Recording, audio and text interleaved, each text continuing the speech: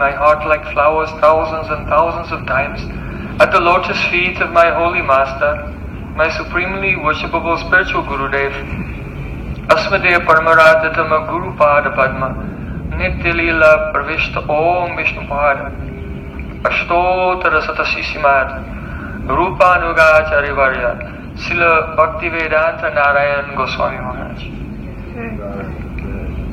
Secondly, I offer my pranam thousands of times at the lotus feet of my Param Gurudev to Srila Prabhupada and to all of our Sri Rupanuga Gaudiya Guru Parampara. And finally, I offer my pranam to all my dear Vaishnavas and Vaishnavis, Vanchakalpaturudascha Paripasindhu Devata, Utitanam Pavanibhyo Vaishnavyo Namo.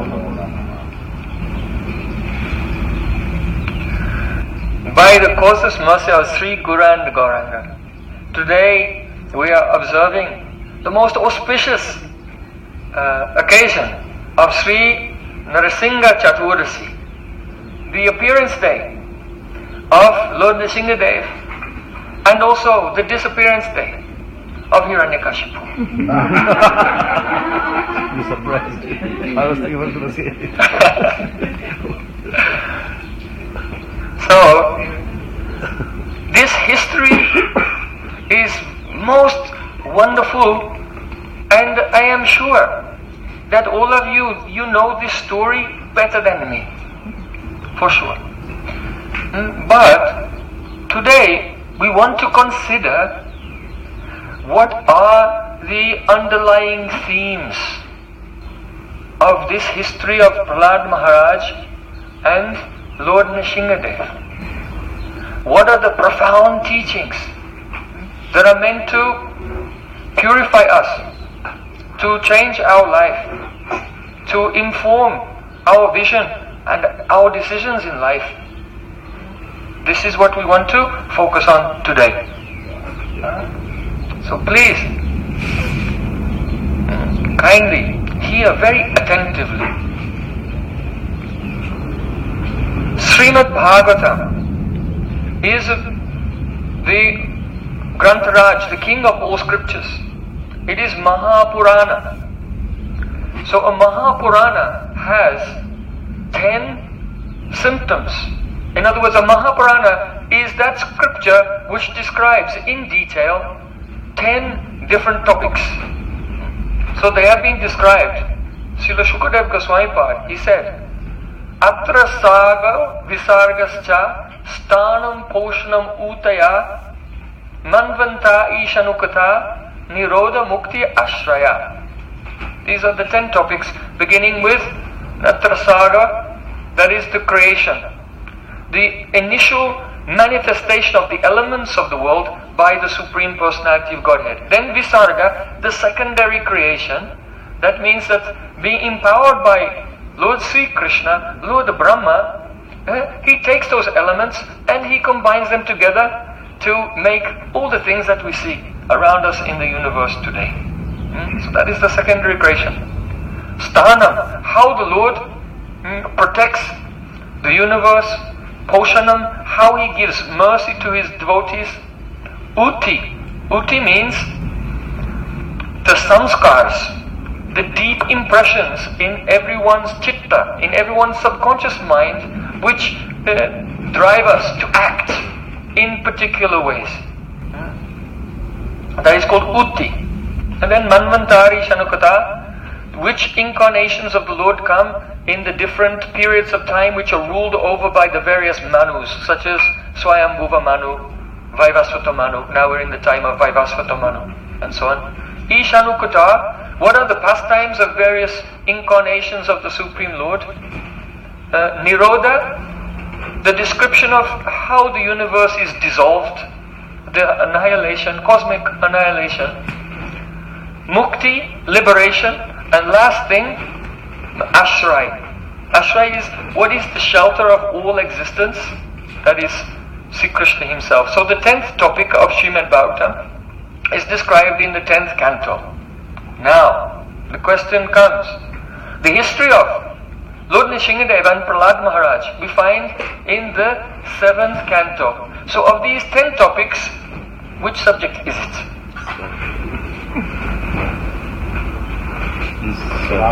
What is this?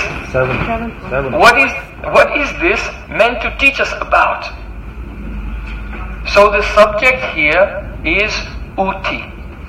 Uti means the stimulus to act that comes from our anadi, karma sanskara, the beginningless impressions of performing worldly activities, fruitive activities in this world, which have been lodged in our consciousness from time with no beginning, and which are causing us to flow through our destiny lifetime after lifetime. So that uti, that impetus to act, is of two types. That is shubha and ashubha. Auspicious uti and inauspicious uti. So by telling this history, Shukadeva Goswami is illustrating this. For example, we all know that Hiranyakashipu is an angry fellow. He is a lusty fellow. Even his name, Hiranyakashipu. Hiranya means gold, and Kashipu means soft pillows. So that means he's obsessed with cash and bed pleasures. So his name is Hiranyakashipu, a very materialistic person. So how do we become, not you, but myself, how did I become like that? Very materialistic. And Prahlad Maharaj, on the other hand, he is so saintly. He never distinguishes between friends and enemies. He doesn't see friends and enemies. He doesn't see duality. He's always absorbed in love for Krishna. How did he become like that?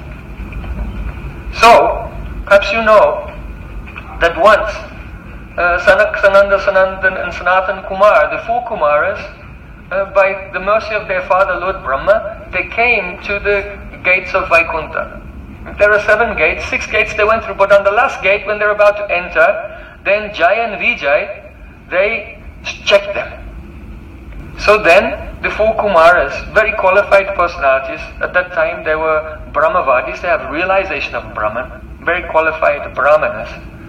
Then they became angry with Jai and Vijay. And they gave a curse to them, and as you know, as a result of this curse, they appeared and they became Hiranyaksha and Hiranyakashipu.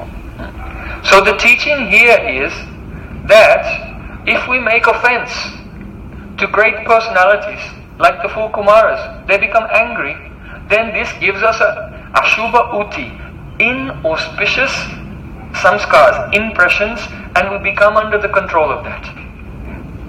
So if you see anyone, or I know it never happened in your life, but if sometimes, theoretically, hypothetically, you became angry, then you should know that this is the reaction of sinful activities and offenses, and we've come under the control of that sanskar now. So, Hiranyakashipu is the extreme example of the Ashubha Uti, inauspicious impressions, controlling his behavior. And Prahlad Maharaj is the other side. Because he, Shubha Uti, because he received the mercy of a pure devotee, Narad Muni, then from the very moment he was born, he was always inclined to the service of Krishna, and his character and behavior were perfect. So, we should learn from this also, the most important thing in our life is to have the association of Shuddha Vaishnavas, pure devotees, transcendental Gurudev, and try to please them. Only by their blessing our entire sanskar can be completely transformed and we become naturally devoted to Krishna. There's no other way. This is the only path. Yasya devi parabhakti yata deve tathagaro taseti katita yata prakashanti mahatmana. Only for those who are, as they are dedicated to Krishna, they have not less equal devotion towards their Guru. Then, in the heart of that person, all the mysteries of the Vedas will manifest themselves. So, how did Shukadeva Goswami begin to describe this Leela. It was impelled by a question by Parikshit Maharaj. See, Parikshit Maharaj, he said, "Oh, Shukadeva Goswami, it seems that the Supreme Lord, when he appears in this world, he takes the side of the demigods and he goes against the demons." So, what is this? Because the Devatas, they are conditioned souls in Sattva Gun. And the demons, they are also conditioned souls in Rajagun and Tamagun. Like that. So, if the Supreme Lord is choosing one side over the other, that means that his mind is involved in three gunas. How is that possible? Because Bhagavan is Vishuddha Sattva, Sattvavalamba Parasattva, Vishuddha Sattva. Sattvam Vishuddham Vasudeva Shabditam. The body, the mind, the thoughts, the feelings, the activities, everything of God, they are Vishuddha Sattva, completely pure, transcendental, beyond the gunas of this world. Then how is it that the Lord comes here and takes the side of the demigods and goes against the demons? He's expressing partiality, he's expressing attachment to one, aversion to another. So I think that our understanding of God, how he becomes involved in this world, there's some fault in that. So please explain it to me, so this doubt about the transcendence of the Lord, this doubt that about the impartiality of the Lord can be removed. This was the question of Parikshit Maharaj. So Shukadeva Goswami, he said, there is no doubt about it, that the Supreme Lord is completely transcendental. He has no involvement in the gunas. He does not have any vision of duality. He's never affected by any praise or insults of the general persons who have no bhakti. So, but it appears to be. So Shukadeva Goswami said, I will illustrate how he's completely impartial. He said that once it happened that when Maharaj Yudhishthira was performing a Rajasuya Yajna, Sri Krishna came there. So Maharaj Yudhishthira, all his family, they were doing so many services. But Sri Krishna volunteered to do the service that no one would do, that was wash the feet of the guests when they arrived. So Krishna is very humble. He was washing the feet of all the guests that they arrived and welcoming them with sweet words. And then when the time in the yajna came where the most worshipable person should be honored, then there was a discussion. Well, then who should we worship? Because there were many rishis from all over the universe, many demigods were there also. So Sahadev, one of the Pandavas, he stood up, he said, we should worship Krishna. Krishna is the soul of everyone's soul. So if Krishna is honored, then we've automatically honored every living being in the universe. So we should honor Krishna. So then Shishupal was there and he was upset by this. But he didn't want to interrupt. He thought, if I stand up and I give my arguments why we shouldn't worship Krishna, I'll defeat everyone with my powerful logic. And then Krishna won't be worshipped, and a truly most honorable person will be worshipped, and then the yajna will go ahead. But Shishupal, he was envious of Krishna and Krishna's devotees. He thought, if I let them first worship Krishna, then I reveal how he's so unqualified. Then the yajna will be spoiled, and everything will be ruined. Yudhishthira Maharaj cannot do the Rajasura Yajna because of this fault, and then I'll go home feeling very satisfied. So Shishupal, he allowed the puja of Krishna to go on, and then afterwards, then he stood up. And he said, oh, what happened to you? You allowed your mind to be affected by the words of this talkative young boy, Sahadev. Why did you listen to him? This Krishna is a notorious personality. It's not sure which caste he's from even. Is he a Kshatriya or is he a Gopal? He's famous for doing so many things which are against dharma. He's famous as a liar, he's famous as a thief. You know, he used to steal butter in Vrindavan. And the Shishupal, he began to criticize Krishna. But there was when Shishupal was born, there was Akashvani, a prophecy, that if he was born with 4 arms, and when he meets with someone and 2 arms disappear, then that indicates that that person will kill him. So when he came and 2 arms of Shishupal disappeared, then Shishupal's mother, she was crying and she begged Krishna, please don't kill him. Krishna said, alright, and until he makes 100 aparads, I'll not kill him. So Shishupal was there and he was hurling abuse at Krishna. So one abuse after another, 98, 99. But Krishna actually is not affected by the abuse. Krishna was not eager, let me kill him when he did the 100th one. But what really happened is that when they were criticizing him, Bhimsen, Arjun and others, they became furious and they grabbed their swords and they stood up too. But Krishna is very intelligent. He said, sit down, don't do anything. So they couldn't move. Why? Because Shishupal knew he was trying to provoke them. Because if a fight will break out, then blood will spill on the floor. And then they prepared that area for the yajna. So much time, so much effort was in. If one drop of blood will touch it, it will be ruined also. So Shishupal was doing all these different tricks and traps to spoil the Rajasura yajna. Krishna was very smart. But when Shishupal saw that the Pandavas, they were mumbling and they were ready to fight, then Shishupal turned his attention to the Pandavas and began to criticize them. And this is the thing. Krishna, on his own behalf, he can tolerate anything. But Krishna never tolerates Vaishnava aparad. Vaishnava aparad. So when Shishupal began to criticize the Pandavas, then Krishna at once called his Sudarshan Chakra, and that Sudarshan Chakra cut the head of Shishupal. And that was the only way to kill him properly, because it's like a laser, and when there's laser surgery, you know, there's no blood. If Krishna had killed him with a sword or with a club or anything like that, so that was the only way to save the Rajasura Yagya. Krishna did laser surgery with the Sudarshan Chakra. Microvascular surgery. Microvascular surgery. So, now, when Shishupal fell to the ground dead, the people in that assembly saw a light come out from his body, float through the air, and enter into the lotus feet of Sri Krishna. So this light, it was not the light of his Atma, because Atma is very, very shukshma, very subtle, very tiny, 1/10,000th tip of a hair. No one can see Atma.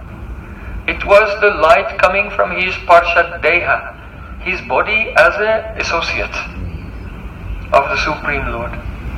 And everyone saw that light float through the air and enter into the lotus feet of Krishna. Yudhishthira Maharaj saw it, and he turned to Narad Muni. He said, how is that possible? Many saints, sages, yogis, they do austerities for hundreds of years, and it's still uncertain whether they'll get liberation. And this person who's so angry and critical, he just got liberated. How is it possible? So Yudhishthira Maharaj posed this question to Narad Muni.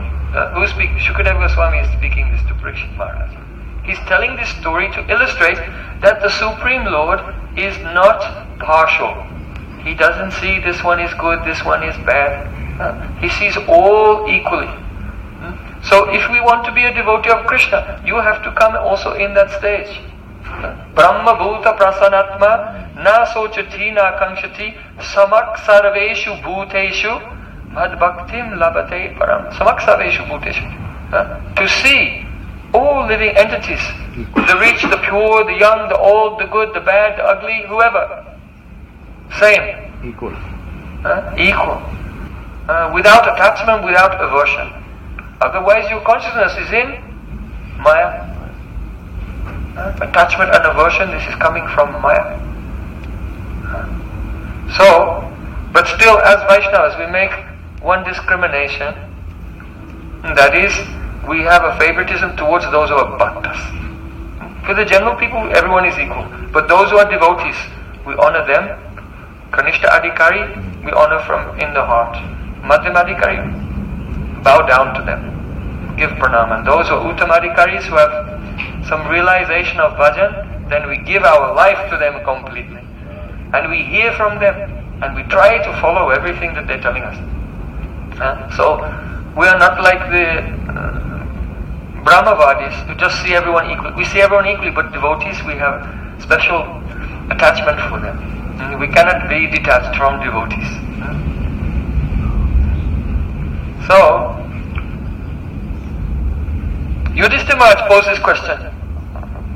Narad Muni said, Yatha vairanu bandhena machasthanmayatam iyat na tata bhakti yogena iti me nishtamati. Means, I think that a mortal being in this world cannot get such deep absorption in Krishna by doing bhakti as he can by the spirit of enmity, being an enemy of Krishna. This is my opinion, Narad Muni said. So this is a strange thing. Narad Muni saying that being an enemy of Krishna makes a deeper, more powerful absorption in Krishna than doing bhakti yoga. So why are we doing bhakti yoga? Why don't we all become like Shishupal? Like a nakshatra. So the meaning, it's very, very deep. He's not glorifying the enmity. He's glorifying what is called Abhiman Lakshan Vishesh Bhav, a special mood towards Krishna, which is Abhiman Lakshana, characterized by a particular Abhiman, a particular identity, a particular relationship. That is that since he was a small child, Shishupal was thinking, Krishna is my enemy, he's going to kill me. So it was this Abhiman Lakshan Vishesh Bhav, having this ego, I am the enemy of Krishna and Krishna is my enemy. That relationship produced a deep absorption. Whereas a person who is doing bhakti yoga, worshipping the deity, here is the deity, and thinking, my name is whatever, Raju, Deepak, whatever, Prakash, whatever my name is, I am from New York, and I am waving my incense at my deity 4 times at the feet. 1, 2, 3, 4. Vaidhi Bhakti. Going through the activities of Vaidhi Bhakti, actually it's purifying. One will make progress, but not so purifying as having Abhiman, Lakshan, Vishesh Bhav, a relation to Krishna, being absorbed in a particular relationship with him. So, this verse is actually comparing Vaidhi Bhakti with the power of having a relationship with Krishna.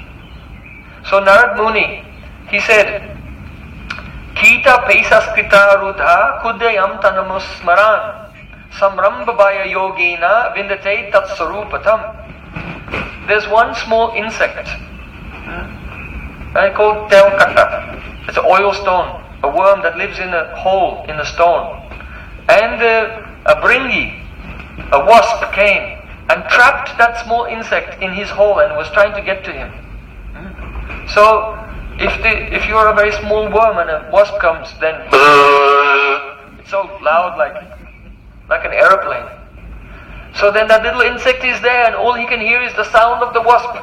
And he becomes so absorbed in thoughts of that wasp that Telkata transforms and then he comes out of the hole in the body of a wasp. Narad Muni gave this example that in whatever you are absorbed, then you become like that. As Krishna said in Bhagavad Gita, Yam yam vapismaram bhavam chadyatyante kalevaram tam tame vaiti konteyas datat bhava bhavitaha. Whatever you are absorbed of in the last moment of your life, you'll get a body exactly like that. So, because Shishupal was absorbed in the forearm form of Krishna, so he got a 4-armed Vaikuntha form. Like this. Due to absorption. So, the absorption in a relationship is more powerful than Vaidhi Bhakti. So then Narad Muni, he said, Kamad dveshat bayat snehat yatha bhaktishvare mana avasya tadagam hitva bahavas tadgatim gataha. Many persons in the past attained a transcendental destination, Kamat, by calm, by lust, Dveshat, by enmity, Bhayat, by fear, Snehat, by affection, Yatha Bhaktishvare mana, and the persons like myself, Narad said, I became absorbed by doing bhakti. And anyone who becomes absorbed in Krishna, then they must attain a transcendental destination. So here he's describing 5 relationships. Now 2 of them, fear and enmity, we cannot follow that. We cannot follow that. Yudhishthira Maharaj said, well, look, Shishupal, he was against Krishna, but Maharaj Vena was also against Krishna. You remember King Vena? He was also against Krishna, but when he died, he went to hell. So why? Because he was against Krishna, but it was kind of casual. He was against God. Yeah, he was doing his own thing, and from time to time he would mumble and criticize, oh, God is bad. God is unfair, whatever it is. He wasn't interested. So, he was making offense, he wasn't absorbed. Whereas Shishupal, it was a special leela. From the beginning of his life, he knew Krishna will kill me. You see? So, because you don't have any special leela with Krishna in this life, even if you're against Krishna, you won't have the absorption. And any enmity you have to God will just be offense, it will be aparad, it will be sinful, and you will have to go to hell. So, dvesh, enmity and fear have been neglected, so we're left with calm, that is lust, sneha, affection, and bhakti. So here bhakti means Vaidhi Bhakti. So then we're just left with 2 types of Raganuga Bhakti, Kama, that is the Kamanuga Bhakti, and Sambandhanuga, having an affectionate relationship. So you can see in Bhakti Rasamrita Sindhu, Srila Rupa Goswami describes how Raganuga Bhakti has 2 types, the Kamanuga and Sambandhanuga. So where did Rupa Goswami get this from? Oh, from this verse of Srimad Bhagavatam. So we're just illustrating how all the profound teachings of Chaitanya Mahaprabhu that were revealed by Rupa Goswami have their basis in Srimad Bhagavatam. That is the Srimad Bhagavatam Pramanam Amalam Prema Pumato Mahan. We were discussing yesterday this point. So, Sambandha. The teaching here is that we should have an abhiman. So when Gurudev gives Diksha Mantra and teaches the devotee how to serve his deities, at that time, from that day, Diksha means new life. You are born again. And you give up all your idea, your abhiman in relation to this body and this world. I am this race, I am this caste, I am this color, I am this gender, I am from this place or country. And you just always keep in the core of your heart your sambandha given by Gurudev with the deity of your Diksha Mantra. Always. Following one of the relationships of Vrindavan. Like some, they are in Vrindavan, they are Krishna's friends. Krishna's my friend. Some, their parents, Krishna's my child. And the gopis, they feel, oh, Krishna is my sweetheart. He is my prana vallabha. So after Diksha, never remember any worldly relations. Stay in that relation which is given by Gurudev with the Ishtadev of your mantra. This is more powerful than doing so much Vaidhi Bhakti. We'll have to follow Vaidhi Bhakti outwardly, but inwardly we should have the abhiman. Radhikara dasi jadi hoy abhiman shigra milai tav gokulakan. Srila Bhaktivinoda Thakur said, if someone has the abhiman, I am the dasi of Radhika, I am the maidservant of Radhika, then very quickly, very soon, they attain the lotus feet of Krishna in Vrindavan. So this is a very important teaching here. So, if one is absorbed One may be good, bad, sinful, pious, whatever it is. But the main thing is just to be absorbed in remembering God, and God accepts. So Krishna has no partiality. If someone is antarmukh, they're absorbed in Him, He accepts them. And if someone is bahimukh, then that's what they want, so they go in that direction, away from Krishna. But if anyone turns to Him, Krishna accepts all, even those who are envious of Him, who hate Him, who want to kill Him.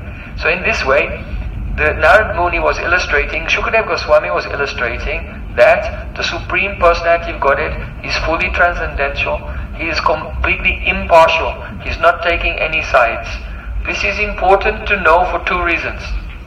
First reason is, if something goes, any problem comes in our life, I see many times devotees, they become upset and they lose faith in Krishna. Why did God do this to me? So, never think like this. God is not looking at these, your good and bad karmas or anything. So don't think that God is partial. And then the other reason is, if we don't understand how Krishna is impartial, then we'll not become impartial ourselves also. And then we'll become very much involved in attachment and aversion in this world. So, these are some of the deep teachings at the opening of this history. Now, it seems like the Supreme Lord takes the side of the demigods against the demons, because He comes and He saves Prahlad Maharaj and He kills Hiranyakashipu. But this is a superficial understanding. Supreme Lord is equal to everyone, but He favors His bhakta. He favors His devotee. Sammoham sarva bhuteshu name dvestosti na priya. Krishna said, I am equal to everyone. I am not attached to anyone, I am not averse to anyone. But one who serves me, who is devoted to me, then I am always in him and always with him, and he is always in me. So Krishna, he is equal to everyone, but he favors his devotee. Why is that? Krishna's Swarup is a Sachidananda. It is Swarup Shakti, transcendental energy. And Krishna never interacts with anything which is categorically distinct from his own nature. So Krishna himself in his Swarup does not interact with the material energy. But the devotee who is in this world, his heart is full of bhakti. Bhakti is also Swarup Shakti. So Krishna appears only for his devotee, to save his devotee, to exchange loving pastimes with his devotee. And incidentally, in the course of protecting, saving his devotee and exchanging love with his devotees, if some demons get killed and the demigods are happy, then that was incidental. It was a side effect. Just like if it's cold and you begin to cook in your kitchen. So you light the fire to cook the food, but incidentally your kitchen becomes warm. Like that. So your real purpose was to cook the food, but as a side effect, your kitchen became warm. So in the same way, Krishna only interacts with those who have love for him. But in the course of that interaction, if the demons get killed because they're fighting against the devotees, that doesn't mean that Krishna is against the demons or taking side of the demigods. No. Never. He's not taking sides against anyone. He's just interacting in love with his devotee. Everything else is just, that is incidental. The demons, they always lose in the end because they've taken shelter of the mode of passion. And passion becomes ignorance, and ignorance means destruction. So demons, they destroy themselves by being demons. So don't think in any way that Krishna is partial, materially. But he's only partial to bhakti, pure devotion. Now, Prahlad Maharaj, what kind of devotee is he? We want to be like Gopis of Vrindavan. But actually, it's almost impossible. How we can be like Prahlad Maharaj? No? Prahlad Maharaj is superior to Dhruva Maharaj. But superior to Prahlad Maharaj is Ambarish Maharaj. Superior to him is Hanuman. Superior to him is Arjun and the Pandavas. And superior to the Pandavas is Uddhav. And when Uddhav went to Vrindavan, he was crying, Asamaho charana renu jushamahamsyam. I would be lucky in some future life I could become a blade of grass in Vrindavan. All the Brijbasis are so great. And among the Brijbasis, gopis are the topmost. So if you compare, Prahlad is over here, and Uddhav is up there, and the blades of grass in Vrindavan are superior to Uddhav. So how great are the gopis? And we want to be like that. So first, just try to be like Prahlad Maharaj. At least. Start somewhere. But keep in mind, keep in your heart that your goal, your prayojan, your goal of life is to follow gopis of Vrindavan. It seems an impossible task, but it's possible. Why? Because Radha Krishna themselves came in this Kali Yuga in the form of Sri Chaitanya Mahaprabhu to give the love of the gopis of Vrindavan. He came to give this. So if someone is very humble, they don't commit offense, and they take shelter of their Guru and Chaitanya Mahaprabhu, then for sure there's no doubt about it. It is certain. Your fate is already sealed. You'll serve Radha Krishna in the form of a gopi. So, Prahlad, this is very echoing, too much echo. I turned my echo off here, but now you have echo there. So if you can turn down the reverb. Otherwise I sound like I'm in the bottom of a cave. The reverb's good for singing, but not so much for speaking. So, Prahlad Maharaj, he did not have any awareness of worldly activities at all. He did not understand how the world was going on. He had no awareness of duality, of happiness and distress, and friendship and enmity, all of these things. He was so absorbed in Krishna. He used to sit and weep, Krishna, where are you, where are you? And then he would look and see in the distance that Krishna was coming and calling, oh Prahlad, why are you crying? I only went away for a few minutes. And then Prahlad used to see him and begin to laugh. No one else could see what was going on. They just saw. So he was like a mad person. And Prahlad would laugh and he would get up and start dancing. And Supreme Lord used to embrace him. And feeling the touch of the hands of the Supreme Lord, Prahlad's hairs would stand on end. And sometimes Krishna would disappear. And then Prahlad was very deep in thought. When will I see Krishna again? When will I see him again? And then he would see Krishna coming. And Krishna would say, oh, I only went away for a few moments because I cannot live without you. How can I be far from you? And he would come and dance with him. Prahlad would become so absorbed in remembering Krishna. Sometimes he would become in a state of unmad, the Sanchari Bhav, unmad, completely intoxicated, and he would think that he was Krishna and he would imitate Krishna's pastimes. Sometimes he would imitate the pastimes of Lord Ramachandra that they have performed when they came in this world. So like this, Prahlad Maharaj has been described in Srimad Bhagavatam as Krishna Graha Grahit Atma. Graha Grahit Atma. That means haunted. Graha Grahit means just like a person is haunted by a ghost and they're crazy. Prahlad was like that. His bhakti was such a high level. Prahlad Maharaj is also called in Srimad Bhagavatam Govinda Parirambitaha, means embraced by Govinda. Just like if there's a child, it's okay, I'm prepared.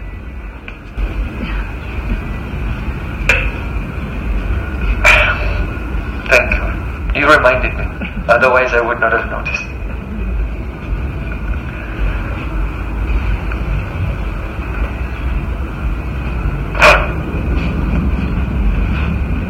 So Prahlad Maharaj is called Govinda Parirambita, embraced by Krishna. Just like a 1-year-old child. He's just in the arms of the mother, and the mother's going here and there doing everything, and the child is just doesn't know anything that's going on. Prahlad Maharaj was like that, always experiencing being in the arms of Krishna and not knowing what was going on in the world. Because he was not awake, he was not asleep, He was not in deep sleep, he was in the turiya, the fourth stage, samadhi, trance. Totally absorbed. Complete absorption. So, consider, when will that day come?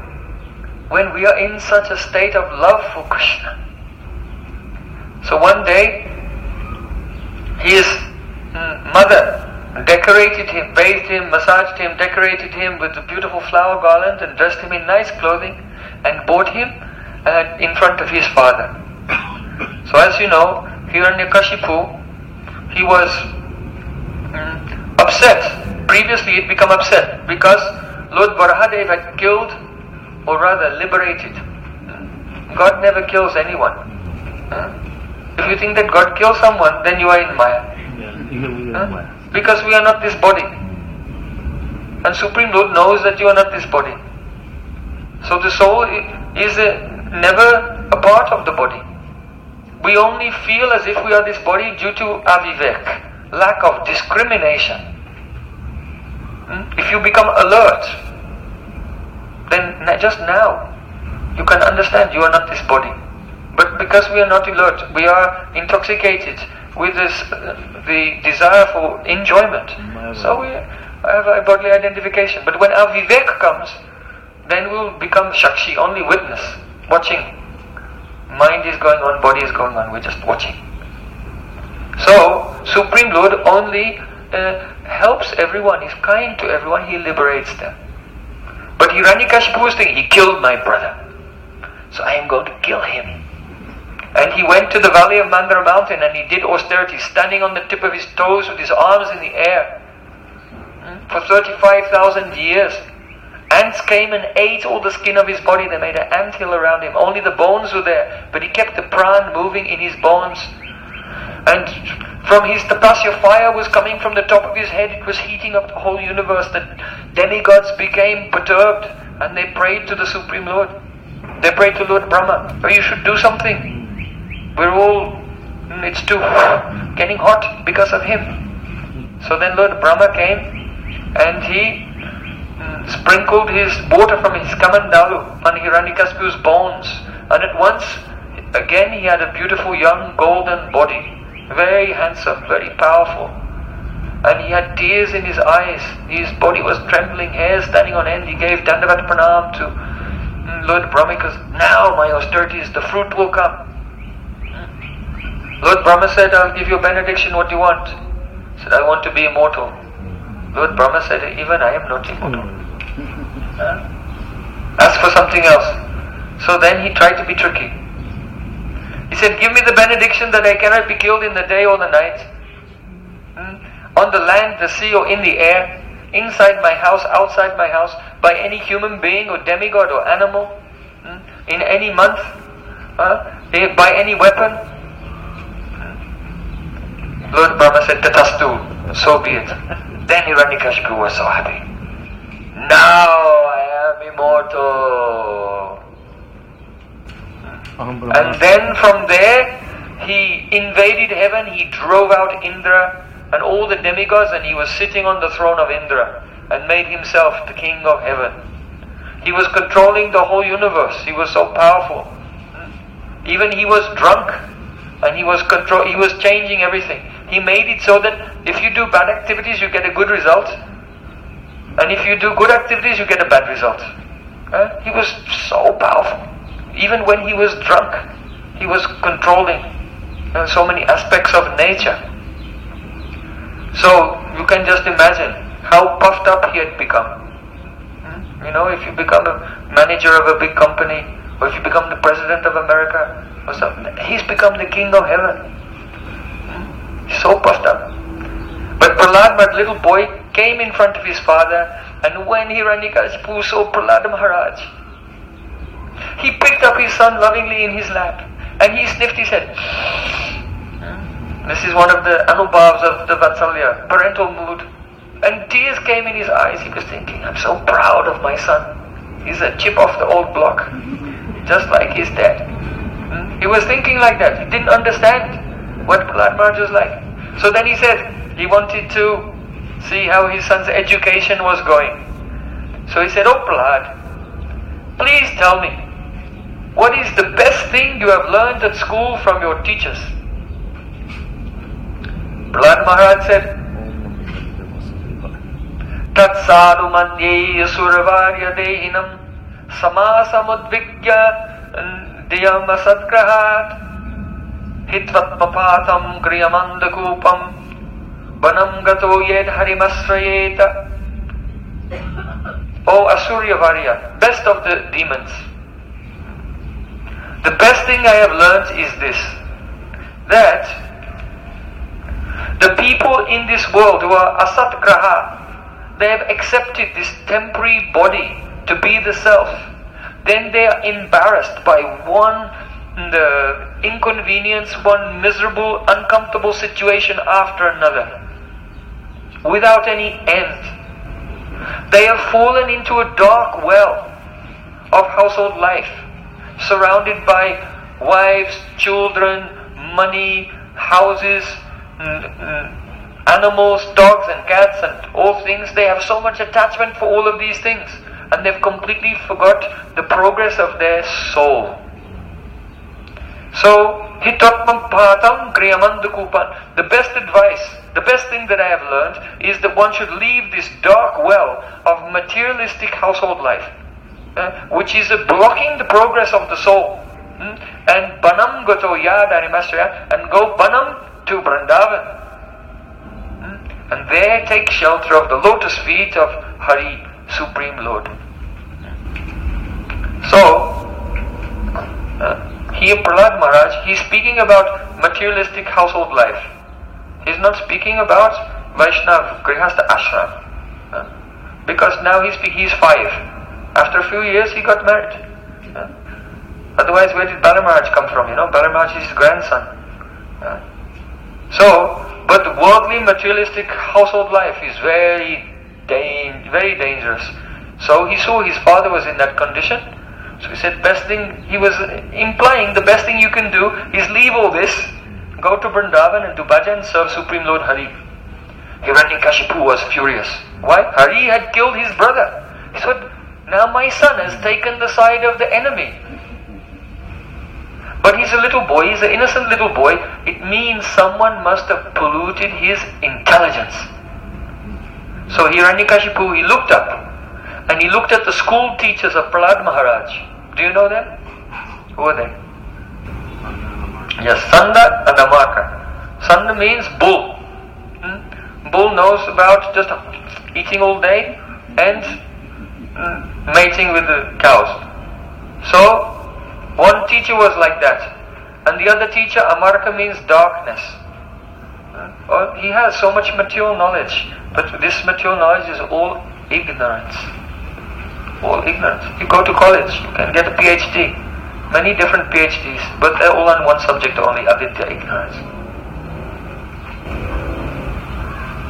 So Hiranyakashipu turned to Sanda and Amarka and he said, find out what happened.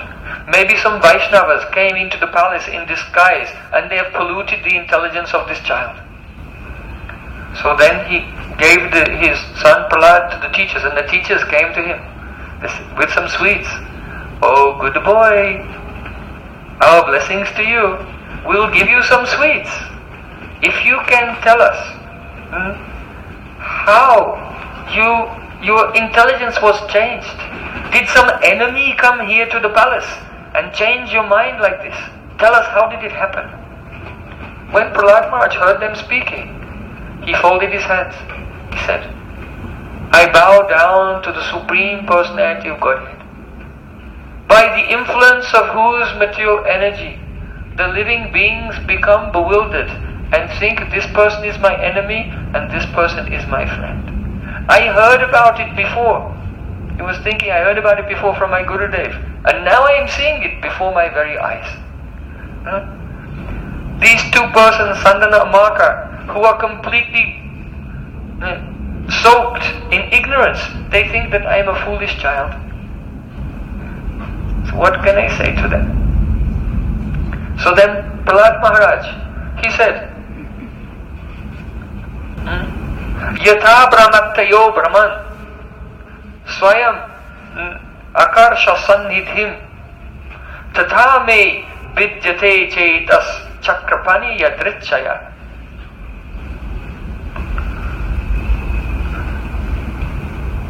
No one has changed my mind. No one has changed my intelligence. But rather, just as iron is attracted to a magnet spontaneously, so in the same way, Chakrapani Yadrichaya, by the independent wish of Chakrapani, the Supreme Lord Sri Krishna, my consciousness is just naturally, spontaneously attracted to his lotus feet. Sanda and Amaka called their servants, bring us a stick. Bring me a stick. Because now it's time we will have to take recourse to the fourth method of diplomacy. You know, the four methods of diplomacy. If you want to persuade a Brahmin to do something, you use logic and reason and philosophy. If you want to persuade a Kshatriya to do something, then you have to offer him a position, more pratishta. And if you want to persuade a businessman, a Vaishya, to do something, you have to give him a bribe under the table. But a Sudra who is in ignorance, if you want to persuade them, they don't understand anything but punishment, stick. So the teacher said, now we have to take recourse to the fourth method of diplomacy with this boy. And they took him to school and they began to try to educate him more on politics and economics and all the demonic subjects. So they were watching him very carefully for some time, and then they thought, now he's okay. And then again they brought him in front of Hiranyakashipu. Hiranyakashipu saw his boy, took him on his lap. He said, my dear son, please tell me, what is the best thing that you have learned at school? Prahlad Maharaj said, Shravanam, Kirtanam, Vishnu, Smaranam, Pada Sevanam, Archanam, Vandanam, Sakyam, Dasyam, Atma Nivedanam, Iti Pumsa Pita Vishnu, Bhaktis Chennava Lakshana, Kreti Bhagavattada Tanmadye Ditamutamam. The best thing I have learned is this. Iti Pumsa Pita Vishnu. A person who first offered themselves completely, they gave their soul at the lotus feet of the Supreme Lord. And then, after that, they engage in Sravanam, Kirtanam, Vishnu Smaranam. And all these angas of bhakti, it is to be considered that that person is the most learned person. They've understood the essence of everything. So this is a very important point that Prahlad Maharaj is making. Because many persons engage in Sravanam, Kirtanam, Smaranam. But not so many persons engage in Iti Pumsarpita Vishnu. Surrendering their heart fully. In our conditioned state, we cannot surrender to Krishna because we haven't seen him, we have no experience of him. So Krishna has a form.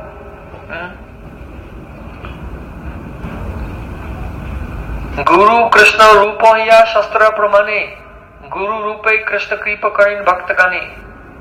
Krishna appears to us in the form of Gurudev. So Itipam Sapata Vishnu means that person who is surrendered to the Supreme Lord in the form of his Ashray Vigraha Gurudev fully. And after that he engages in Sravanam, Kirtanam, Smaranam. That person's knowledge is perfect. Because without Sharanagati, complete surrender, without giving up one's independence, without rendering Nishwarta Guru Seva, service to Guru without any selfishness, without any duplicity, then we cannot experience what is actually Shuddha Bhakti. When someone has the adhikar for Shuddha Bhakti, at once when they chant Hare Krishna, Krishna Krishna, Hare Hare, Hare Ram, Ram Ram, Hare Hare, then they can see the lotus feet of Krishna in the heart. Pratyaksha dhamyam susukam kartamavyam. Krishna said, this bhakti yoga, Raja Vidya Raja Guyam, it's the king of knowledge, and it's pratyaksh, it gives you pratyaksh direct experience. So if you are hearing, chanting and remembering, but you're not having a direct experience of Krishna, then something is missing in our Sharanagati, in our surrender. So we should try to fix that. Surrender. And then the actual pratyaksh, the direct experience of bhakti will come. So when Hiranyakashipu heard this, he threw Prahlad off his lap. He said, "What is this? It is just, even though you are my son, it is like if a person has a cancer or some disease in the body, even though the body is part of them, but they will cut it off to save themselves from the disease. So in the same way, though you are my son, I have to finish you." And he called his guards, "Guards, take away this boy and kill him." So then the guards, they took Prahlad Maharaj and they gave him poison. But before drinking the poison, Prahlad Maharaj offered it to Krishna. It became Mahaprasada. Mahaprasade Govinde. And so he did not die. So then they thought, "Oh, we'll throw him under the feet of stampeding elephants." But when the elephants came, just as they touched him, it was like as if electricity came out and they roared loudly and they ran in different directions. So then they thought, "Let's throw him in a pit of poisonous snakes." But they put him in the pit of the snakes, all the snakes became his friends. They didn't bite him. So they thought, "Let's throw him from the top of a very high cliff." So they threw him from the top of the cliff and Prahlad Maharaj was falling through the sky. Hare Krishna, Krishna Krishna, Hare Hare, Hare Ram, Ram Ram. No fear at all. And Supreme Lord Krishna appeared and caught him and put him on the ground. So in so many ways they tried to kill him. And Hiranyakashipu was becoming insane. Why won't this boy die?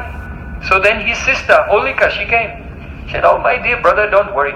I have a benediction from Lord Brahma that I am fireproof. So you should make a big, like funeral pyre, put a throne on there, and I'll sit there and I'll call Prahlad, 'Oh Prahlad, come and sit in the lap of your auntie,' and now hold him tightly, and you set fire to it, and then he'll die. He'll be burnt." So they made the funeral pyre, and Holika sat there, and she called, "Oh Prahlad, come and sit in the lap of your auntie." And she held him, and the demons set fire, and the flames went up. You couldn't see anything, just flames. And after a long time, when the flames went down, there was just ash. And in the middle of the ash, Prahlad was sitting, smiling, "Hare Krishna, Hare Krishna." And Holika was dead. So celebrating that day, that is called Holy Festival. The Holy Festival is celebrating the day when Krishna saved Prahlad Maharaj from Holika. So, why?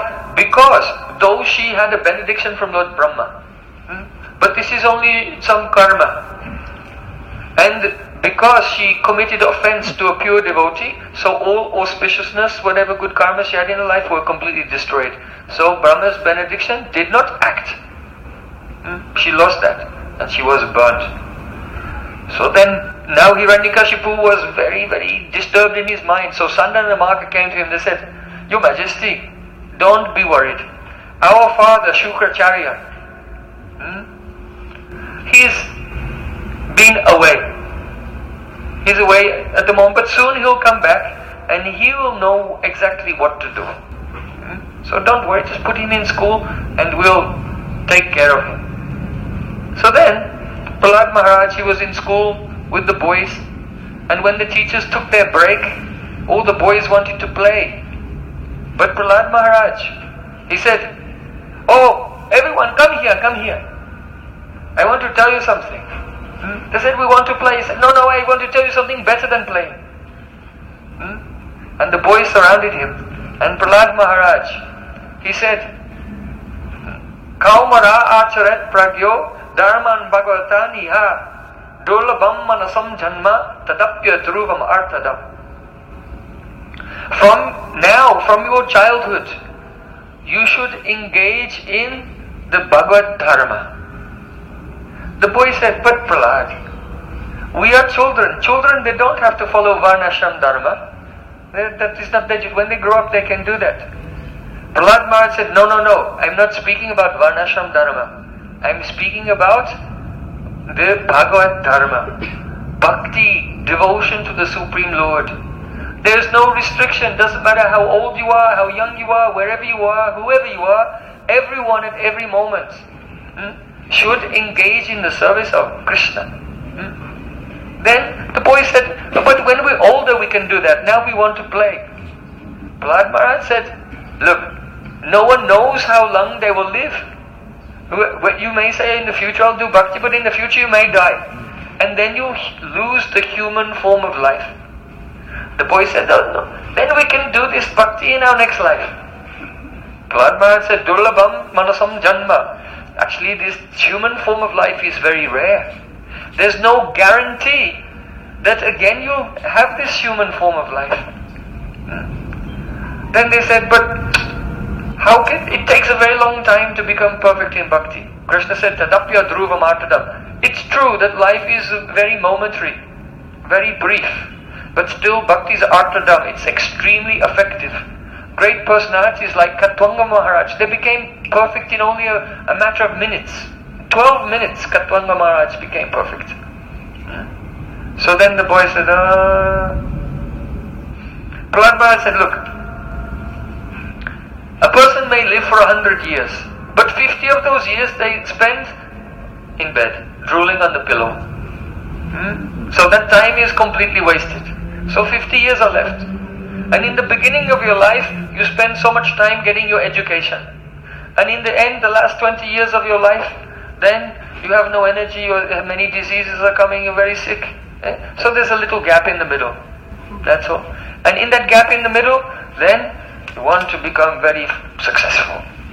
Have family and children and money and house and so many things. And then the mind becomes absorbed in that.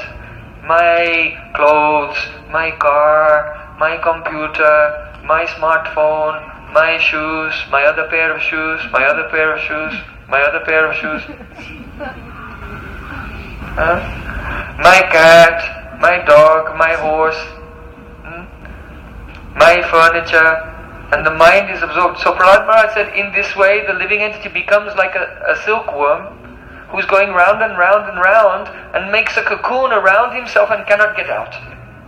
So in this way, by the mind thinking of all of these things, oh, my wife speaks so sweetly to me, we have very nice time together, my children are, oh papa, oh mama, and the mind is thinking of all of these things, and quickly life is over, gone.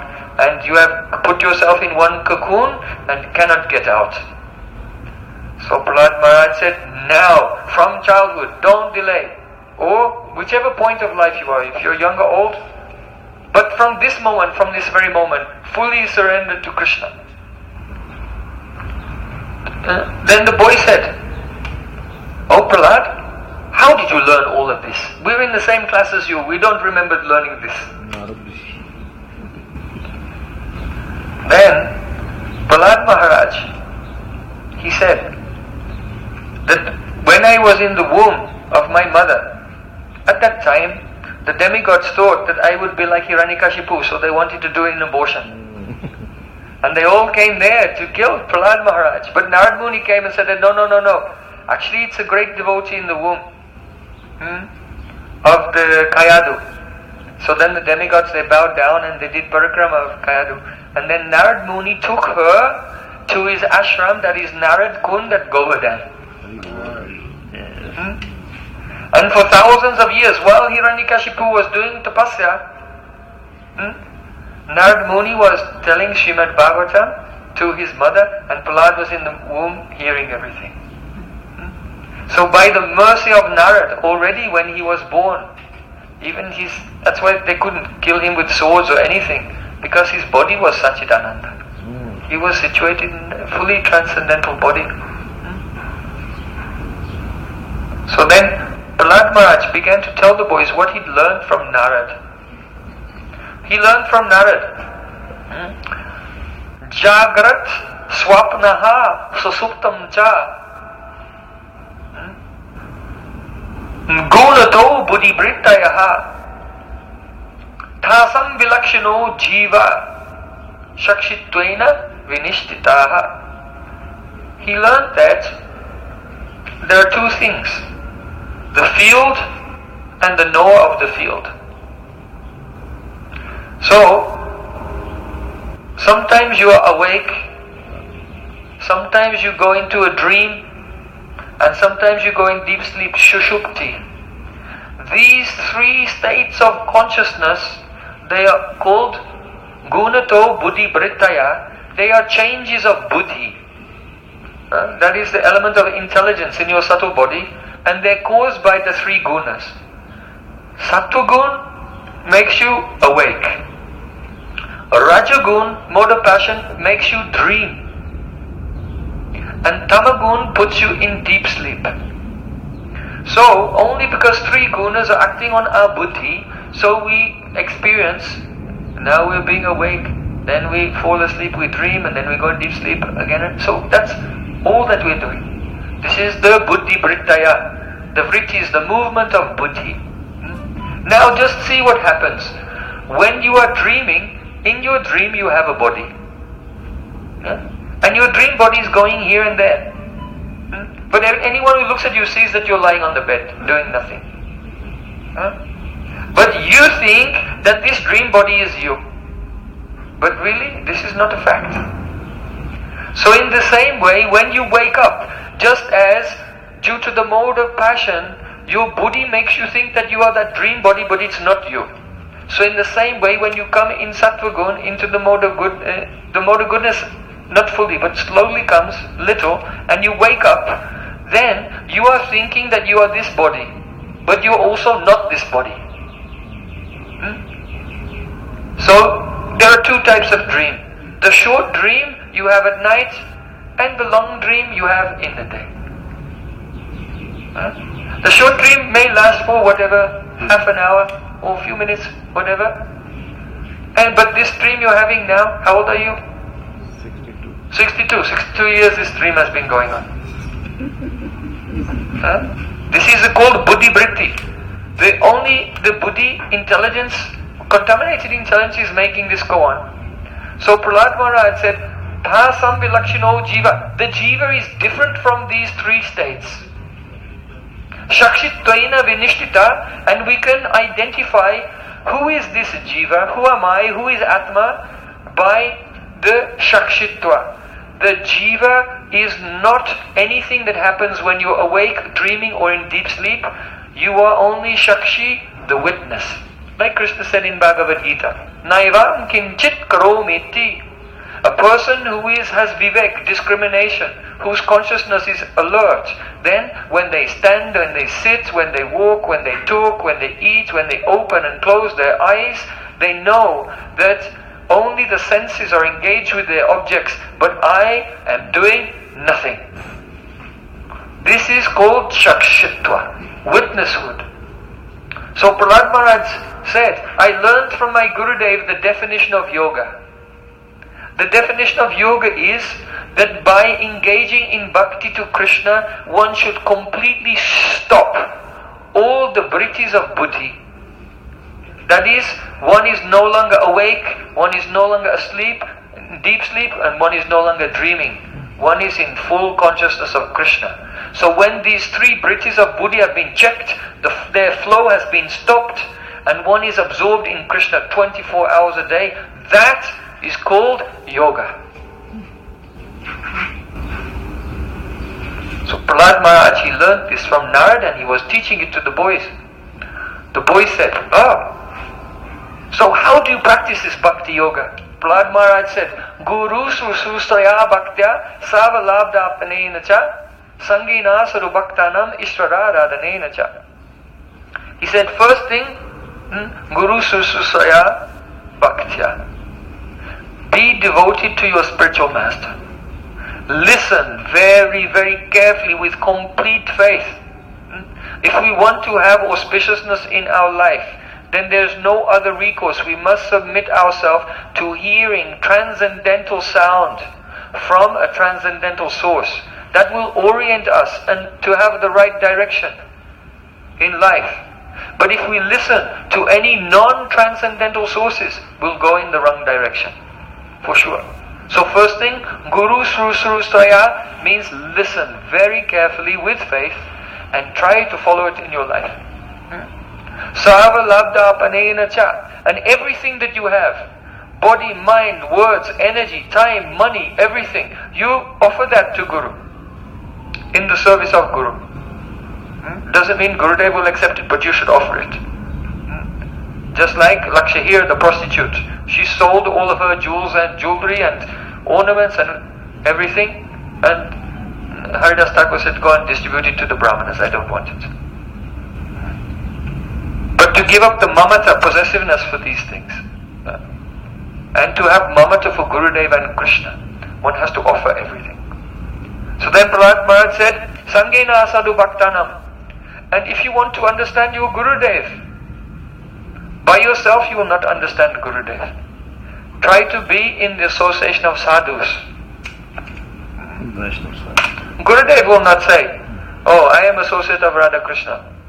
I have come from the spiritual world. This morning I was combing Radharani's hair. Gurudev will not tell.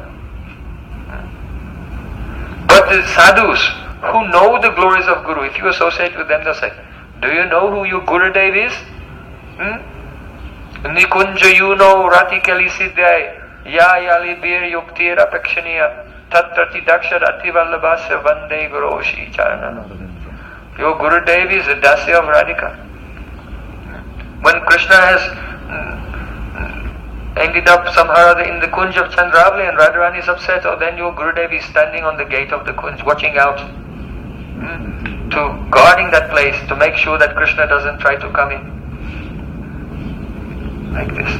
So the sadhus, they will enlighten us about the glories of Gurudev. So Sangena Sadhu Bhaktanam. Sadhu Bhaktanam means Sadhu Bhaktanam. Why is Prahlad Maharaj saying that? A Bhakta is a sadhu and a sadhu is a Bhakta. No. Here Sadhu Bhakta. Sadhu means the perfect behavior. Because there's many type of Bhaktas. And some Bhaktas, their behavior is not perfect. So no harm, we don't criticize them. Krishna will also help them one day. Krishna has said, Apichatsu jaracharo bhajate mam ananyabhak. Even if a devotee does a very terrible sinful thing, but if he's one pointed in service to me, he's not serving any devatas, any demigods, then he's a sadhu, I accept him, he'll quickly become perfect. So Krishna says, don't criticize if there's any fault in a devotee. But we don't follow them.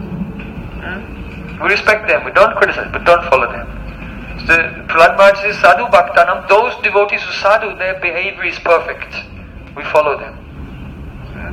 Ishvara Aradhanenacha, and under their guidance, we engage in the service of Supreme Lord Sri Krishna. This is called bhakti. Then those boys, they said, we want to start at once. We accept you as our Guru. What should we do? So then Prahlad Maharaj said, all of you should clap your hands.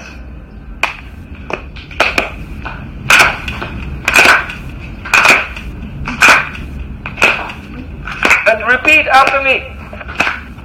Hare Krishna, Hare Krishna, Krishna Krishna, Hare Hare, Hare Rama, Hare Rama, Rama Rama, Hare Hare, Hare Krishna, Hare Krishna, Krishna Krishna, Hare Hare, Hare Rama, Hare Rama, Rama Hare Krishna, Hare Krishna, Krishna Krishna, Hare Hare, Hare Rama, Hare Rama, Rama Rama, Hare Hare, Hare Bol, Hare Krishna, Hare Krishna, Krishna Krishna, Hare Hare, Hare Rama, Hare Rama, Rama Rama, Hare Hare. And the sound of the kirtan, it went from the school, from the Gurukul, through the palace, and came to the where Hiranyakashipu was sitting on his throne. He thought, what is this? They are singing the glories of my enemy, Vishnu. And very angry, he got up there and he approached Prahlad Maharaj. He said, you fool, you outcast, you traitor, What are you doing? I am so powerful. Even Indra and all the demigods, they're afraid if I just raise my eyebrow. Where do you get the power? Where do you get the strength to defy me? Prahlad Maharaj said, I get my strength, you get your strength, everyone gets the strength from the same person, Krishna.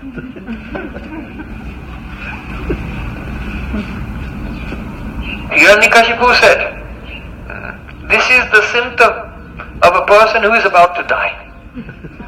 Because when by destiny a person is about to die, then they speak incoherent words. You always talk about some powerful being, more powerful than me. But where is this being? Has anyone ever seen him? Where is he? Prahlad Maharaj said, Everywhere. He's everywhere. Hiranyakashipu looked at one pillar in the palace. He said, is he in this pillar? Prahlad Maharaj looked, and then Lord Nrisimha gave him a spurti.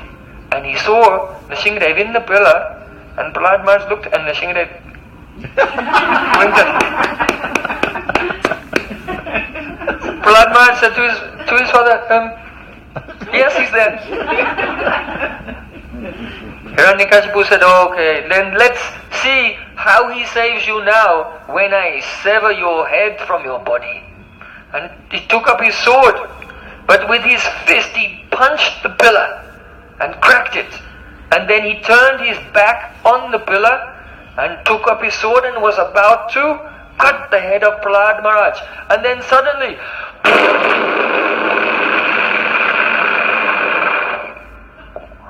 there was a huge explosion, and the pillar shattered into millions of pieces, and shining like a million suns, a huge figure appeared from the pillar with thousands of arms, bearing thousands of weapons, with the body of a human being, but with the head of a lion, and he was roaring like thunder, causing the whole universe to tremble. Shri Nrisimha Bhagavan ki jai. Lord Nrisimha appeared. Hiranyakashipu saw him. He thought, what can he do? I have so many benedictions from Lord Brahma, no one can kill me. So taking his weapons, he attacked Lord Nrisimha just like a moth going into a flame. They began to fight. And sometimes Lord Nrisimha, just like Garuda plays with the snake, Lord Nrisimha was playing with him. And sometimes caught him, and sometimes let him go. So when Lord Nrisimha caught him, all the demigods were watching in the sky, they were saying, Jai, Jai. Soon we won't be homeless anymore, we can get our planet back. Jai, Jai. And sometimes when Hiranyakashipu slipped from the grasp, but rather actually he was letting him go because he was playing with him. When he slipped from his hand, then all the demigods were, hi, hi, alas, alas, kill him quickly, kill him quickly. So the fight was going on. But actually, just to keep true the words of Lord Brahma, Lord Nrisimha was biding his time. He was waiting for that moment when the sun was just about to set. And just as the sun was setting, then he came to the threshold of the palace, and he took Hiranyakashipu on his lap and he broke open his abdomen. He was roaring like a lion, killing his prey. He ripped out the intestines of Hiranyakashipu and wrapped them around his neck. And he was covered in blood. He threw the body on the ground, and then he went and then he sat on the throne of Hiranyakashipu. Because if there's a king and they're in a battle, then the victory is when the king who wins accepts the throne of the king who was defeated. So then he sat on the throne there. And actually this shows his love for his devotee. Because that Hiranyakashipu was actually Jai. He's the servant, the guardian of the gate of Vaikuntha. So even though many rishis and sages were there, and when Lord Nrisimha appeared, after he killed Hiranyakashipu, Idam Masanam Om Nrisimhaya Namaha, they offered seats, pure seats to him. But he went and sat on the second-hand seat. Because the Supreme Lord, He likes to use the things that have been used by His devotees. So out of love, for He never saw, oh, this is Hiranyakashipu. He saw the soul, and this is my associate, and I have come to bring him back to me.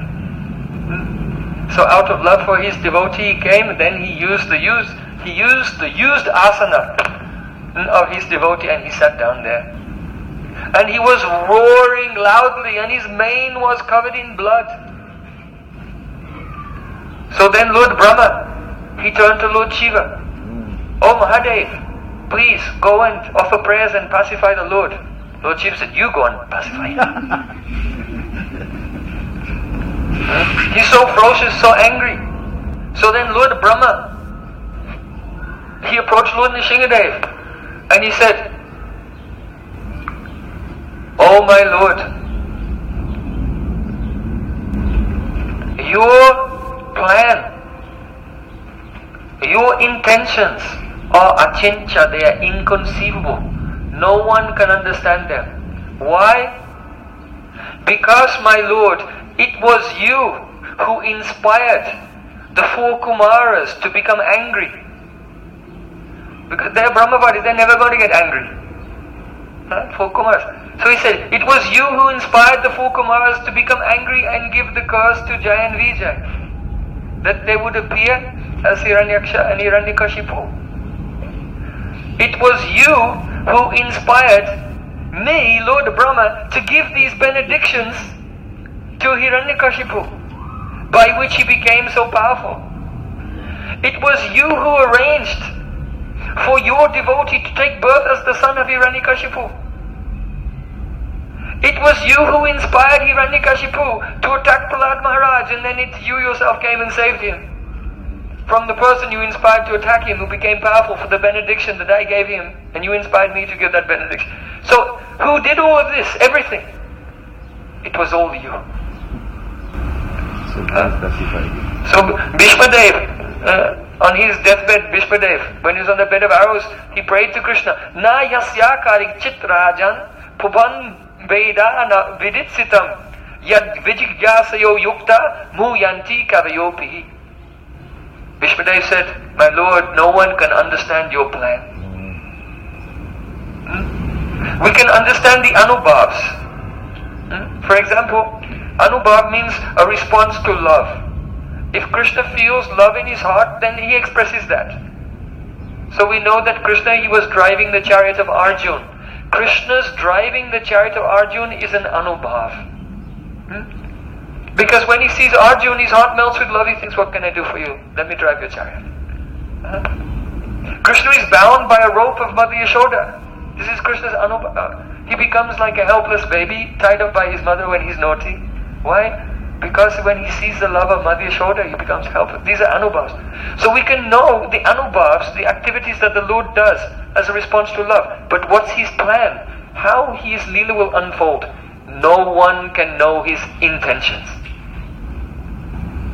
So therefore, my Lord, all I can do is, I bow down to you, I bow down to all your Shaktis, and I beg you, please, always accept me as your servant. So Lord Brahma prayed like this, but Nrisimha was still in a ferocious mood. So then Lord Brahma told Prahlad Maharaj, you go ahead. You are the only one. To speak to him.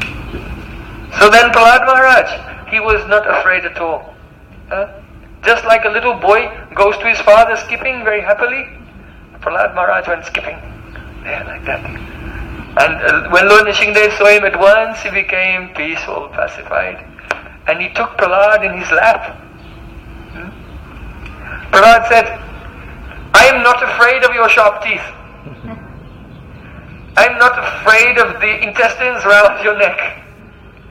I am not afraid of your blood-spattered mane.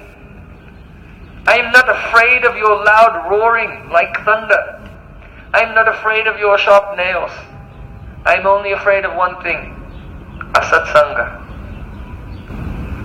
I am afraid of associating with non-devotees.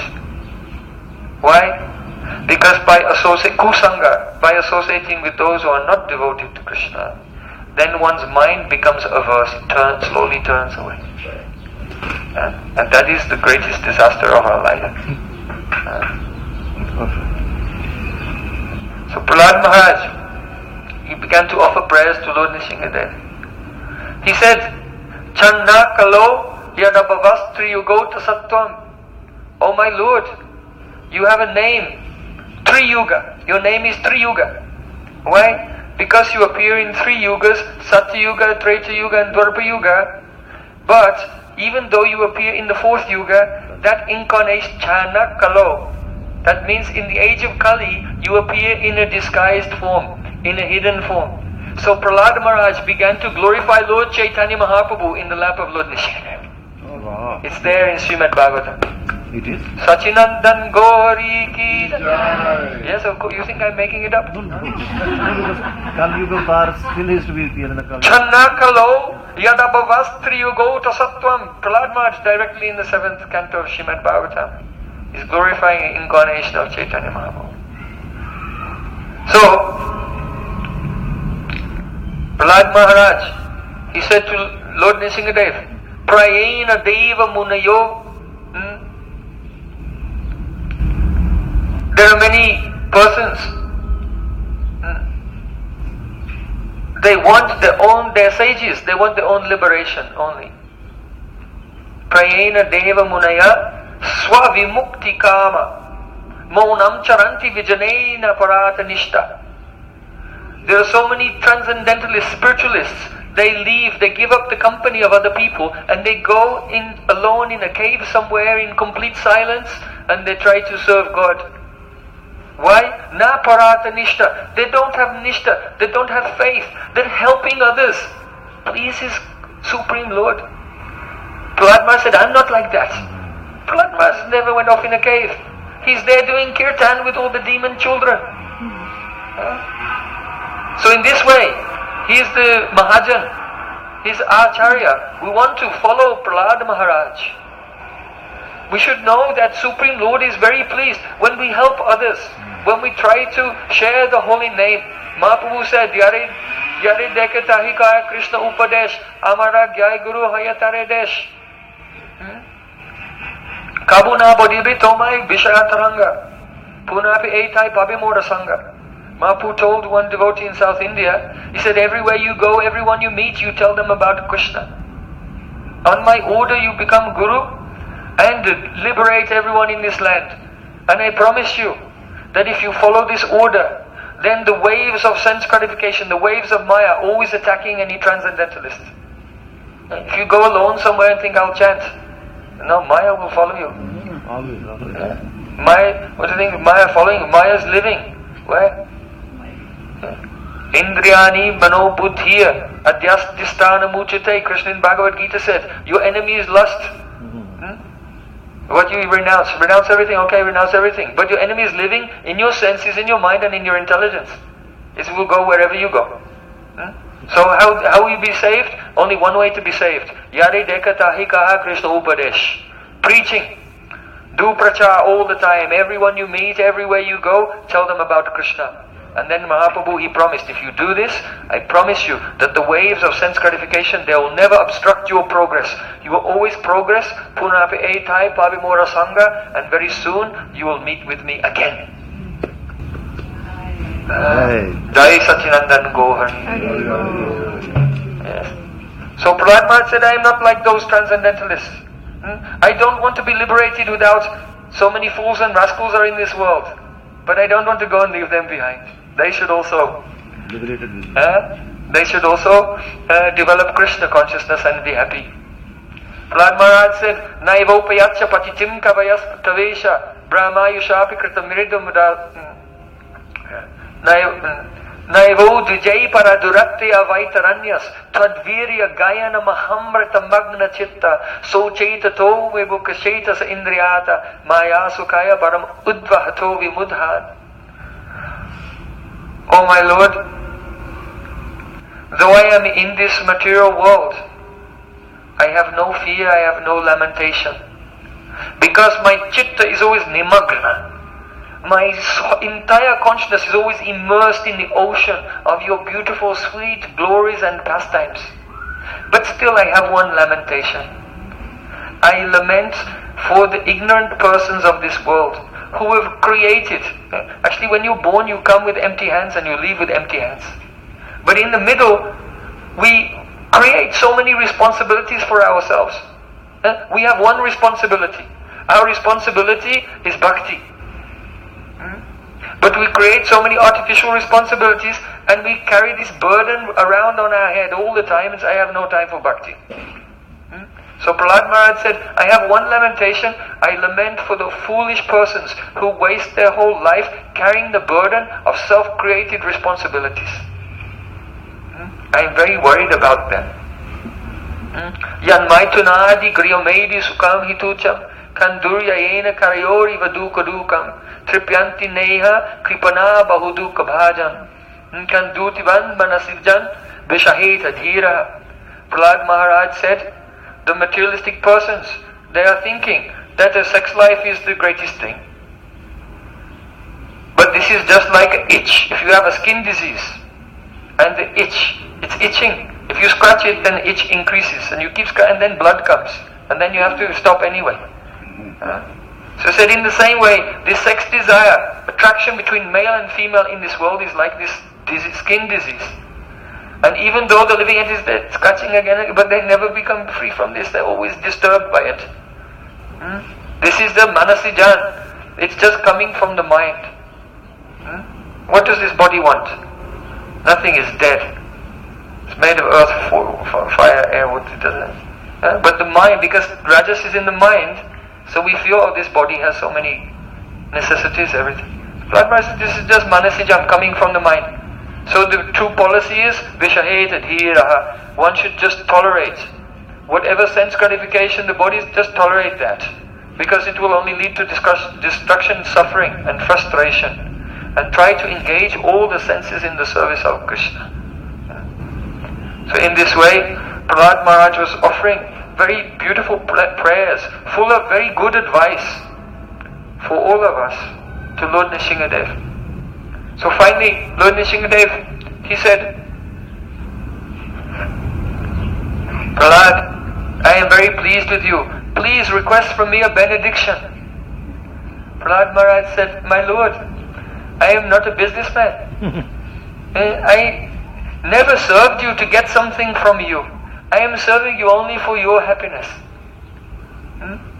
Lord Nrisimhadev said, I will be happy if you accept a benediction. So you should accept something. Prahlad Maharaj said, alright, give me the benediction that in the core of my heart there will be no material desires. Lord Nrisimhadev said, oh, you are very tricky. You are trying to escape having a benediction from me. Because your heart is already completely pure, there are no material desires there. So again you should ask. Prahlad Maharaj said, alright, then give me the benediction that my father should not suffer for the offenses that he was committing against me. Lord Nrisimhadev said, oh, what to speak of your father? Because of the strength of your devotion, 21 of your generations, forefathers, are all liberated on the power of your bhakti. So that's very astonishing, because his father is Hiranyakashipu, and his father is Kashyapa, and his father is Lord Brahma. So he actually, and then before Lord Brahma there isn't anyone else. Swayambhuva Manu, and then Lord Brahma. So his generations only go back 4 generations, and then that's the beginning of the universe. So that means that bhakti is so powerful, it even liberated his ancestors from the previous creation.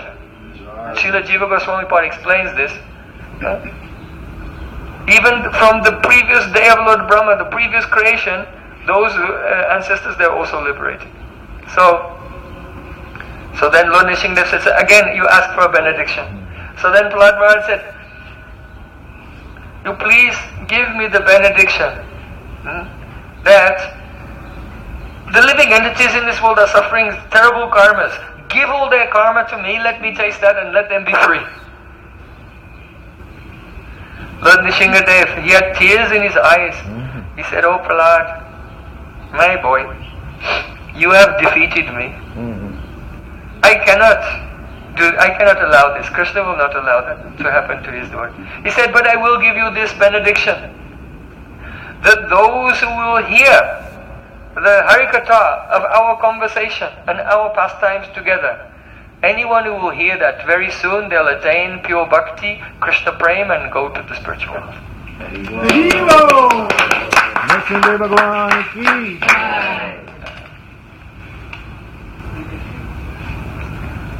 So,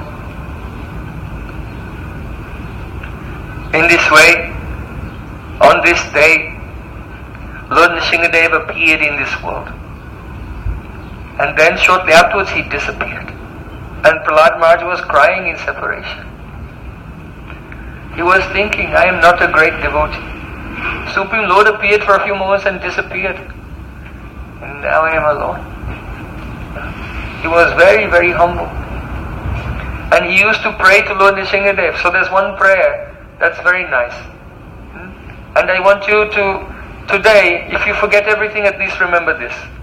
Take this jewel in your pocket and keep it for your whole life, as a souvenir of Lord Nrisimha's appearance day 2018. In the 5th canto of Srimad Bhagavatam, there is a history of Prahlad Maharaj offering some prayers. He said, Swastyastu visvasva kala prasidatam dayantu bhutani shivam mitodya.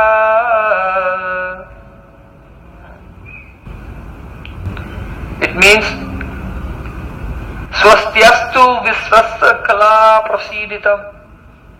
May there be auspiciousness for the whole universe.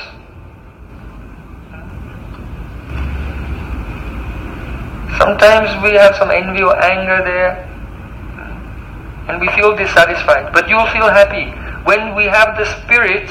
May everyone be happy. May the whole universe be filled with auspiciousness. Swastyastu visvasa, then kala prasiditam. Kala means wicked persons. And what about the wicked persons? Prasidatam. May all the wicked persons also be satisfied. Prasidatam. May they be satisfied too. And Jayantu Bhutani Shivam Mitodya. How will all the good and the bad people, how will they all become happy? When Jayantu Bhutani, when everyone is meditating Shivam, on auspiciousness, mithodya, for each other. Prahlad Maharaj is saying each and every one of us should be meditating and thinking how all the others can have auspicious life. And by that, you become satisfied. But then Prahlad Maharaj says, Manascha chadbram, manascha bhadram, bhajatam madoksaje. But how is it possible that everyone should have such a good nature? How can everyone be so good-natured to always think of auspiciousness for all the people around them? Manascha bhadram, when the mind is purified, and all inauspiciousness has gone from the mind, only then you feel compassion for your fellow beings. And how can the mind become purified? Manasta bhadram bhajatam adoksaje. Only by doing bhakti to Adoksaj, the transcendental Supreme Lord who exists beyond the realm of our sense perception. Avasyatam no matir apyahoituki. And how can we do bhakti to that Supreme Lord who is transcendental to this world? Avasyatam no matir. May our mati, our consciousness, avasyatam, be completely absorbed in Him. Apyahoituki, without any cause. If you are serving Krishna to get something, you'll never be absorbed. You'll be absorbed in the thing that you want to get from Him. So when we serve Krishna, apyahoituki, only for Krishna's happiness, then it's possible to become absorbed in Krishna.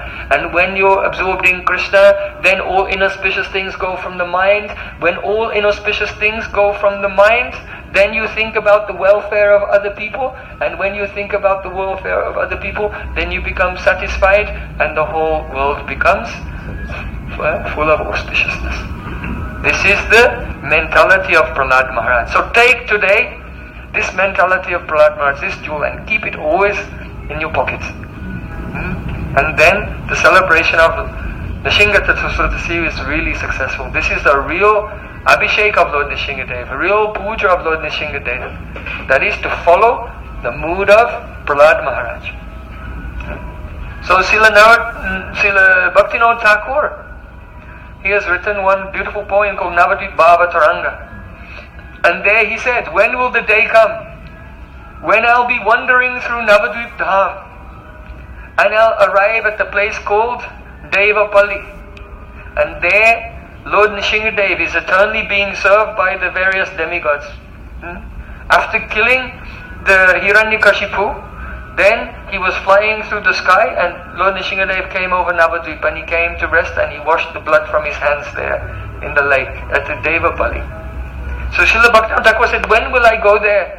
And I'll come before Lord Nrisimhadev, and I'll beg him, oh my Lord Nrisimhadev, just as you purified Hiranyakashipu, so in the same way, my heart is full of anarthas, please purify me, so that I may serve the lotus feet of Radha and Krishna. So then, praying like this, Lord Nrisimhadev looked at Srila Bhaktivinoda Thakur, and he said, my dear boy, I am blessing you to stay in Navadvip Dham, to sit in one place peacefully and chant the holy names, Hare Krishna, Krishna Krishna, Hare Hare, Hare Ram, Ram Ram, Hare Hare. Always be absorbed in the pastimes of Radha and Krishna. That is the sweetest of all sweet things. Madaram Madaram Etam Mangalam Mangalanam. Chanting Hare Krishna and remembering the pastimes of Radha Krishna. There is nothing sweeter than this. So we don't want to become the devotees of Lord Nrisimhadev. But like Srila Bhaktivinoda Thakur, we're praying to Lord Nrisimhadev to be devotee to Radha and Krishna. So then Srila Bhaktivinoda Thakur said, then he bowed down to Lord Nrisimhadev, and Lord Nrisimhadev put his two lotus feet on his head, and the moment his head was touched by the lotus feet of Lord Nrisimhadev, then love for Radha Krishna awakened in his heart. So don't be many-pointed, worshipping Sita Ram and Nrisimhadev and Jagannath Baladev Subhadra and all so many Varahadev, Kurma Matsya and all. Be one-pointed to the lotus feet of Radha and Krishna only. But we are honoring Lord Nrisimhadev that he will bless us to be purified, that we become qualified to serve them. Shri Nrisimhadev Bhagwan ki jai, Bhakta Parashi Prahlad Maharaj ki jai, Gaur Premanande Hari Hari Bol. So now we'll have a kirtan and have darshan of the Abhishek of Lord Nrisimhadev. I believe Balaram Prabhu may invite devotees if you also want to give Abhishek to Lord Nrisimhadev. And what time is the time to break the fast today? 8:17. Sunset is 8:17. Okay, so he didn't appear yet. Okay. So by the time we've done the kirtan and the Abhishek, then perhaps it's time for him to appear. Yes.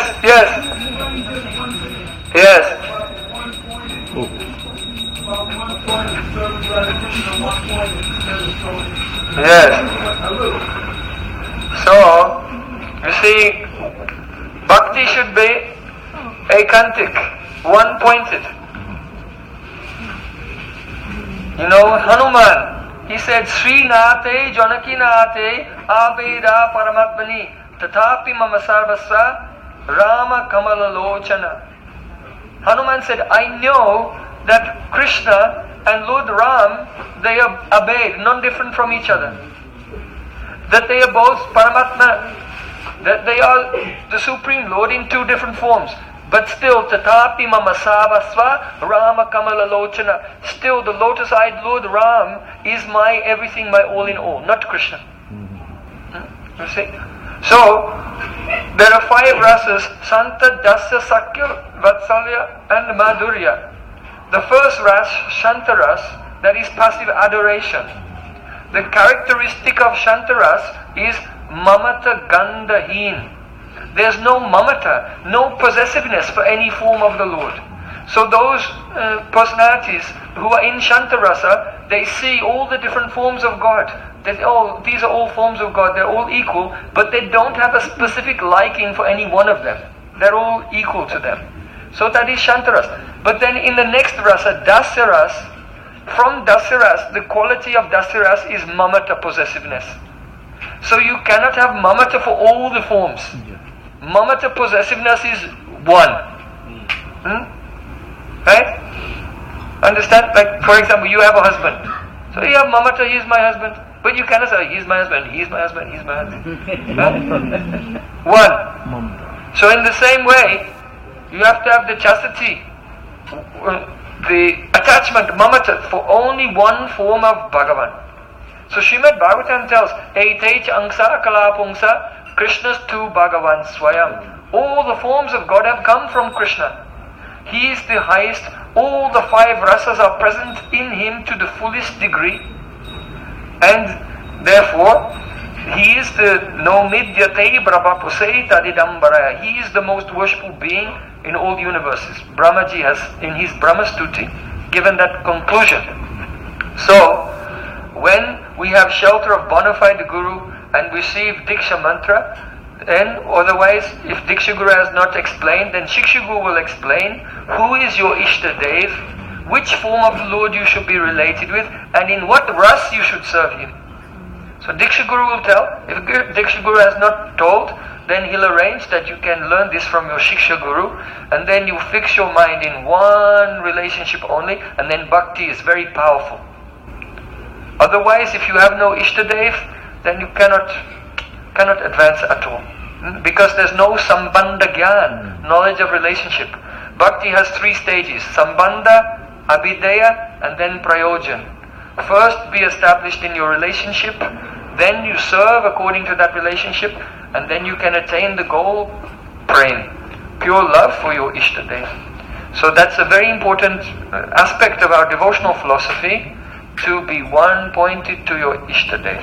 So we love Lord Nrisimha, he's very wonderful, but we praying to him to be one pointed to Radha and Krishna.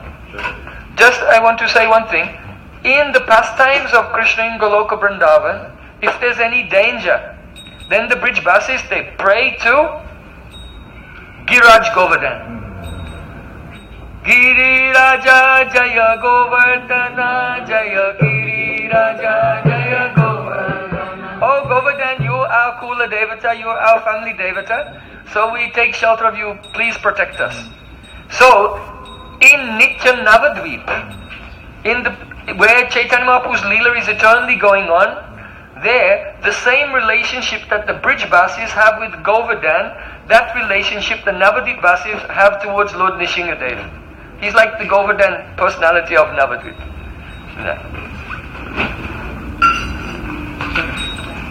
See Nrisimha Bhagavan ki jai. So that's another way in which you can understand your relationship with Lord Nrisimha as being the protector of your Swarup in Gora Lila. And Govardhan is your protector in Krishna Lila. Like that. Gaura Premanande Hari Hari Bol.